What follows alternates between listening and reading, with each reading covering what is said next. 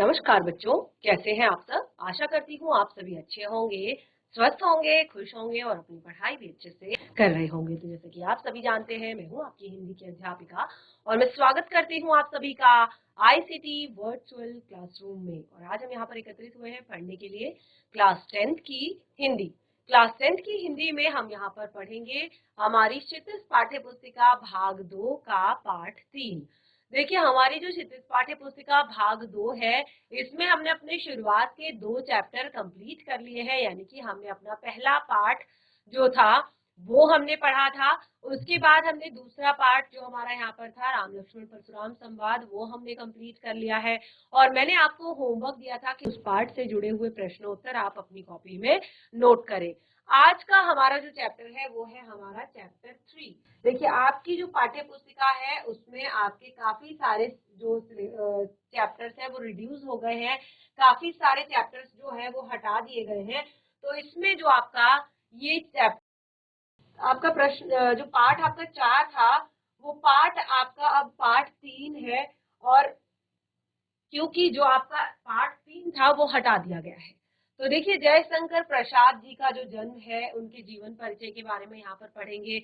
और साथ ही उन्होंने जो ये पाठ यहाँ पर लिखा है आत्मकथ्य जो उन्होंने ये पाठ लिखा है, ये कविता जो लिखी है, उसको हम यहाँ पर पढ़ेंगे। तो बिल्कुल ध्यान पूर्वक समझने का प्रयास करेंगे। सबसे पहले हम उनके जीवन परिचय को पढ़ेंगे, क्योंकि जैसे कि मैंने आपको बताया, जब भी चैप्टर को पढ़ते हैं, पाठ के कवि हो चाहे लेखक हो रचयिता हो, जो भी हो, आपने उसको उनके जीवन परिचय को पढ़ना है। जरूरी बातें आपने उसमें पढ़नी है और उसके बाद आपने आगे चैप्टर कंटिन्यू करना है। तो देखिए, यहाँ पर हम शुरू करते हैं जयशंकर प्रसाद जी का जीवन परिचय। तो जयशंकर प्रसाद जी का जन्म सन 1889 1889 में वाराणसी में हुआ था। काशी के प्रसिद्ध क्विंस कॉलेज में पढ़ने गए, परंतु परिस्थितियां अनुकूल न होने के कारण 8वीं से आगे नहीं पढ़ पाए। यानी कि फैमिली की कंडीशन जो थी वो एक तरह से अनुकूल नहीं थी, पढ़ने योग्य नहीं थी। बहुत सारा एक तरह से पैसा नहीं था कि पढ़ पाए आगे। बाद में घर पर ही संस्कृत, हिंदी, फारसी का अध्ययन किया। छायावादी काव्य की प्रवृत्ति के प्रमुख कवियों में जयशंकर प्रसाद जी का सन 1937 में निधन हो गया। तो देखिए, यही जरूरी चीजें आपने पढ़नी है, उनके जन्म के बारे में, उनकी शिक्षा के बारे में और उनके निधन के बारे में, और साथ ही उनकी जो प्रमुख काव्य कृतियां हैं, यानी कि जो कुछ उन्होंने रचनाएं की हैं, जो कुछ भी उनकी रचनाएं हैं, वो सारी चीजें, चाहे वो कहानियां हो, आपके कविताएं हो, नाटक हो, उपन्यास हो, वो सारी चीजें, ठीक है। तो उनकी प्रमुख काव्य कृतियां हैं चित्राधार काव्य कृतियां, यानी कि ये इनकी कविताएं हैं, ध्यान दीजिएगा। काव्य कृतियां यानी कि चित्राधार, कानन कुसुम, झरना, आंसू, लहर, कामायनी, ये इनके काव्य कृतियां हैं। आधुनिक हिंदी की श्रेष्ठतम काव्य कृति मानी जाने वाली कामायनी पर उन्हें मंगला प्रसाद पारितोषिक दिया गया। तो यहाँ पर कामायनी जो है आधुनिक एक तरह से जो हिंदी, आधुनिक हिंदी जो है उसकी एक तरह से प्रसिद्ध काव्य कृति माने जाने वाली जो कामायनी है, उसमें उनको मंगला प्रसाद पारितोषिक दिया गया। वे कवि के साथ साथ एक सफल गद्यकार भी हैं। अब देखिए, मैंने आपको गद्य और काव्य में अंतर बताया था। तो एक कवि होने के साथ साथ वो एक सफल गद्यकार भी है। गद्यकार यानी कि अजात शत्रु, चंद्रगुप्त, स्कंदगुप्त, ध्रुव स्वामिनी, ये उनके नाटक है, ठीक है। कंकाल, तितली, इरावती, ये उनके उपन्यास है। आकाशदीप, आंधी, इंद्रजाल, उनकी कहानी संग्रह है। तो ये मैंने आपको बताया है कि जो आपका गद्य होता है उसमें क्या क्या चीजें आती हैं, कहानियां आते हैं, विभिन्न प्रकार के लेख आते हैं, यात्रा वृतांत आते हैं, संस्मरण आते हैं, और निबंध आता है, और आपके उपन्यास आते हैं, और साथ ही आपके नाटक आते हैं। तो ये सारी चीजें आपकी गद्य खंड में आती हैं। तो देखिए, यहाँ पर हमने जरूरी बातें जो है जयशंकर प्रसाद से जुड़ी हुई वो हमने पढ़ ली। एटलीस्ट आप इतना भी अगर याद कर लेंगे या इतना भी अगर आप अपनी कॉपी में लिख लेंगे तो आपके लिए काफी सही रहेगा कि आप उनके जीवन से जुड़ी हुई जरूरी बातें, जैसे उनके जन्म, उनकी मृत्यु, उनकी शिक्षा और उसके बाद उनकी प्रमुख कीर्तियां, और एक और चीज आपकी यहाँ पर आती है बहुत जरूरी, वो होता है उनके एक तरह से किस तरह का उनका भाषा शैली है, किस भाषा में उन्होंने लिखा है। तो देखिए उनकी जो भाषा शैली है, एक तरह से छायावादी कविता की अतिशय काल्पनिकता है, सौंदर्य का सूक्ष्म चित्रण किया गया है, प्रकृति प्रेम है, देश प्रेम है, और शैली की लाक्षणिकता उनकी कविता की प्रमुख विशेषताएं हैं। तो इस तरह से आप यहाँ पर जरूरी जो चीजें हैं वो अपनी पाठ्य पुस्तिका से पढ़े और उसको अपनी कॉपी में नोट डाउन करें। आगे बढ़ते हैं। देखिए यहाँ पर जो हमें ये पाठ दिया गया है आत्मकथ्य, ठीक है, तो आत्मकथ्य ये जो पाठ है ये प्रेमचंद के संपादन में, यानी कि संपादक है प्रेमचंद जी, और ये हंस पत्रिका का एक आत्मकथा विशेषांक निकालना तय हुआ है, और प्रसाद जी के मित्रों ने आग्रह जब किया कि वे भी आत्मकथा लिखें, ठीक है, जो प्रसाद जी, जयशंकर प्रसाद जी के जो मित्र थे, जब उन्होंने उनसे आग्रह किया कि आप भी अपनी आत्मकथा लिखें, तो जो जयशंकर प्रसाद जी थे वो इस बात के लिए बिल्कुल भी सहमत नहीं थे, यानी कि वो नहीं चाहते थे कि वो अपनी आत्मकथा लिखें, और इसी असहमति के तर्क से पैदा हुई कविता ये आत्मकथ्य, यानी कि उनके जो मित्र थे उन्होंने उन्हें बार बार कहा कि आप भी अपनी आत्मकथा लिखो, अपनी आत्मकथा को लिखो, लेकिन वो आत्मकथा को नहीं लिखना चाहते थे। क्यों नहीं लिखना चाहते थे वो हम यहाँ पर कविता में आगे पढ़ेंगे, क्योंकि जैसे वो उन्होंने यहाँ पर कहा है कि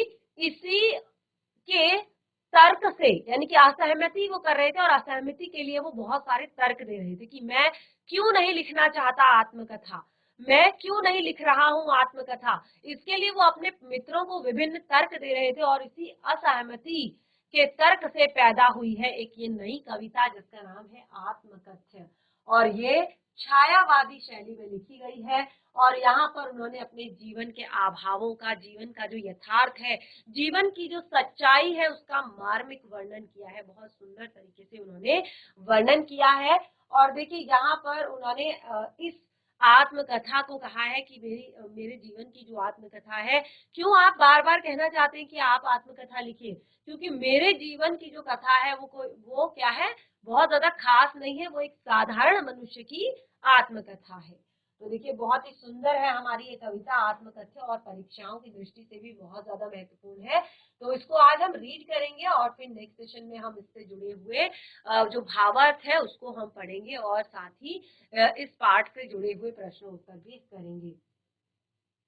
मधुप गुनगुना कर कह जाता कौन कहानी यह अपनी, मधुप गुनगुना कर कह जाता कौन कहानी यह अपनी, मुरझा कर गिर रही देखो आज कितनी घनी, मुरझाकर गिर रही पत्तियां देखो आज कितनी घनी, इस गंभीर अनंत नीलिमा में, इस गंभीर अनंत नीलिमा में असंख्य जीवन इतिहास, यह लोग करते ही रहते हैं अपना व्यंग मलिन उपहास।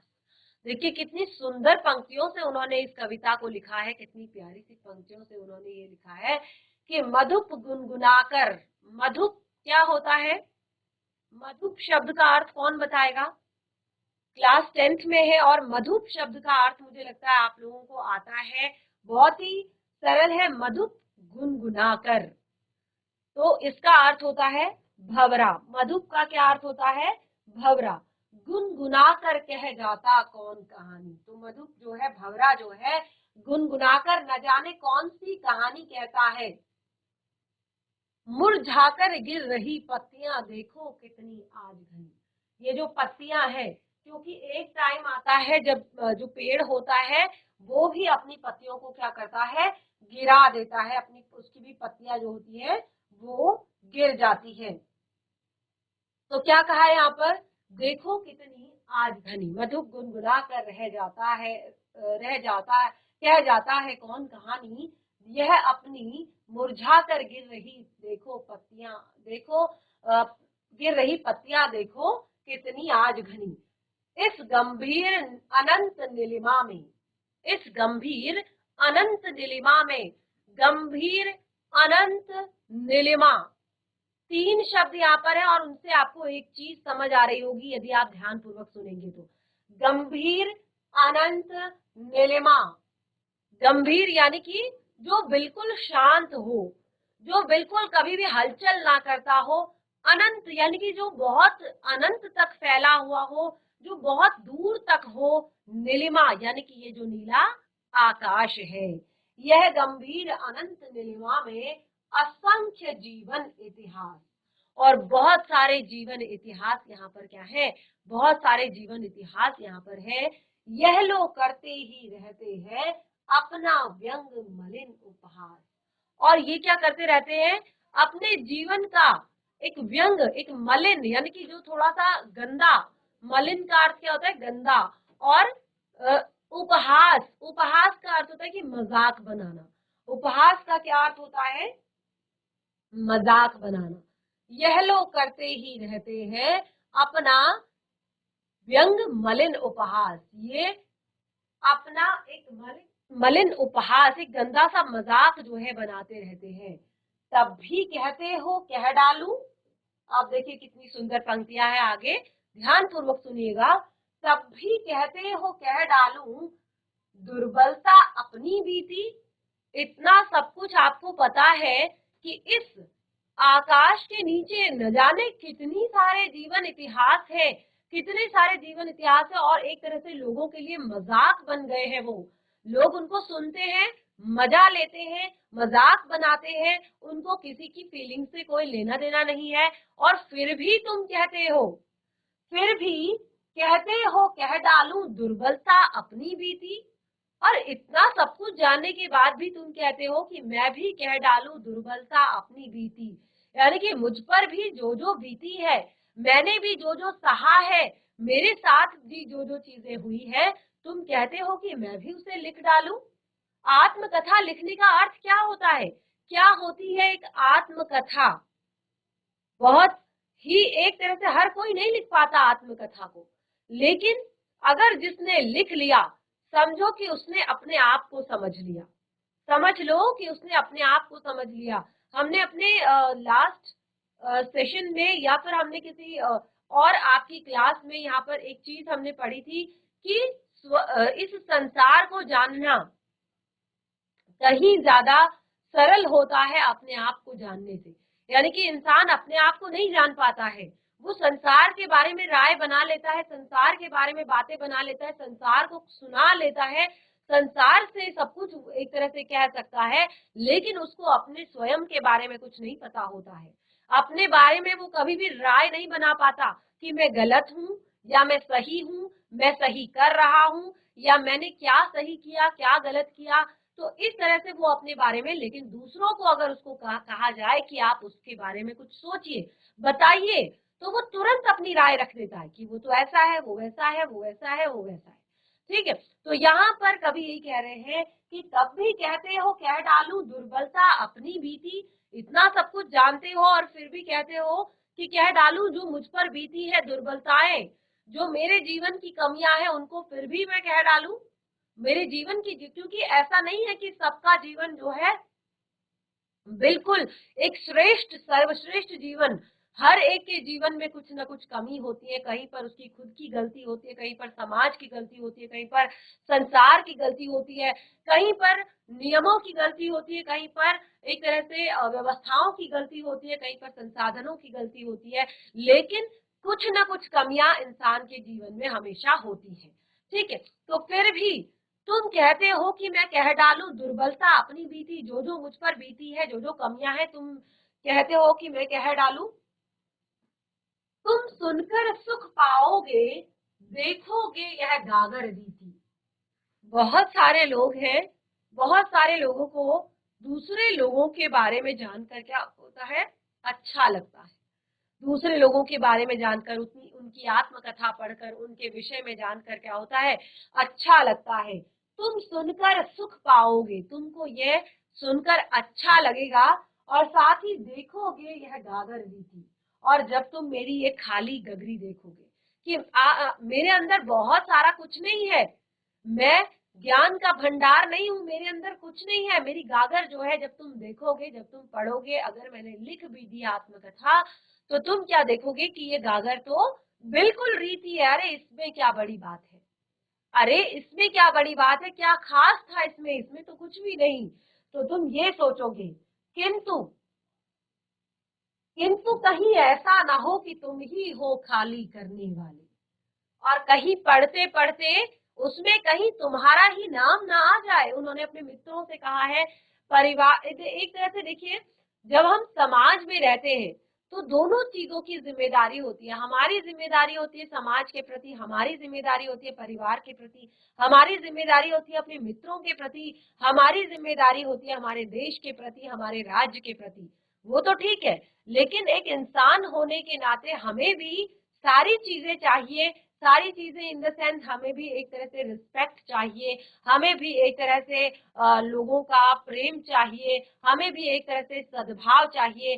अगर मैं सिर्फ अच्छा होता रहूं और समाज मुझे हमेशा दबाए के रखे, हमेशा मुझे एक तरह से मुझ पर कोई भी मुझे आगे बढ़ने का मौका ना दे, तो फिर इसमें किसकी गलती है? तो यहाँ पर कह रहे हैं कि किंतु कहीं ऐसा ना हो कि तुम ही हो खाली करने वाले, कि कहीं ऐसा ना हो जाए कि मेरे जीवन की जो कमियां हैं, मेरे जीवन की जो दुर्बलताएं हैं, कि उनका कारण कहीं तुम ही ना हो। क्योंकि जब आत्मकथा लिखेंगे तो उसमें तो सब कुछ आएगा, तुम्हें वो सब कुछ सहना पड़ेगा, तुम्हें वो सब कुछ पढ़ना पड़ेगा, चाहे वो अच्छी चीजें हैं मेरे जीवन से जुड़ी हुई, चाहे वो बुरी चीजें हैं मेरे जीवन से जुड़ी हुई। तो क्या कहा है कि किंतु कहीं ऐसा ना हो कि तुम ही हो खाली करने वाले। अपने को समझो, अपने को समझो, मेरा रस ले अपनी भरने वाले। अपने को समझो, तुम अपने आप को समझो, मेरा रस ले अपनी भरने वाले। यानी कि मेरे जीवन का जो आनंद है, मेरे जीवन का जो रस है, मेरे जीवन की जो खुशियां हैं, उनसे अपनी झोली भरने वाले तुम अपने आप को समझो। यह विडंबना, यह विडंबना, ये एक बहुत बड़ी विडंबना में मैं यहाँ पर आ गया हूँ।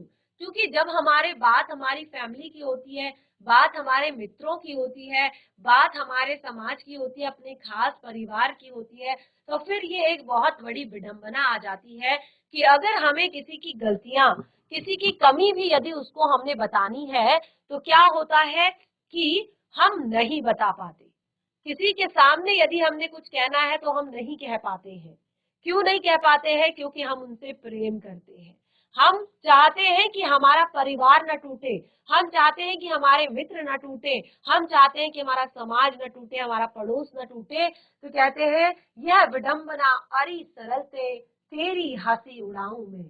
अब ये एक बहुत बड़ी विडंबना है कि मैं तेरी हंसी उड़ाऊं, भूले अपनी या प्रवंचना औरों को दिखलाऊं मैं। भूले अपनी या प्रवंचना औरों को दिखलाऊं मैं, जो मैंने अपने जीवन की भूले की है, गलतियां की है। जैसे कि मैंने आपको बताया कि हम क्या करते हैं, हम बहुत ज्यादा एक तरह से जीवन में ऐसा नहीं है कि हम एक बहुत अच्छा हमने जीवन में किया है, कई बार हमसे भी कुछ गलतियां होती हैं, और हम यहाँ पर वही कह रहे हैं, कभी भूले अपनी या प्रवंचना, जो मेरे जीवन की गलतियां हैं, जो मेरे जीवन की भूले हैं, वो तुम चाहते हो कि मैं सबको दिखाऊं, उज्जवल गाथा कैसे गाऊं, मधुर चांदनी रातों की। आप देखिए बहुत सुंदर तरीके से उन्होंने अपने प्रेम के विषय में वर्णन किया है। पहले तो उन्होंने कहा भूले अपनी या प्रवंचना, जो भी मेरे साथ हुआ, जो मैंने मैंने गलतियां की, तुम चाहते हो मैं कि उनको दूसरों के सामने रखूं। फिर कहते हैं उज्जवल गाथा कैसे गाऊं, मधुर चांदनी रातों की, अरे खिलखिलाकर हंसने वाली उन बातों की। अब यहाँ पर उस टाइम को याद कर रहे हैं, कवि उस समय को याद कर रहे हैं जब उन्होंने अपनी प्रेयसी के साथ एक अच्छा समय बिताया था, एक क्वालिटी टाइम जिसको कहते हैं, एक अच्छा समय जो उन्होंने बिताया था।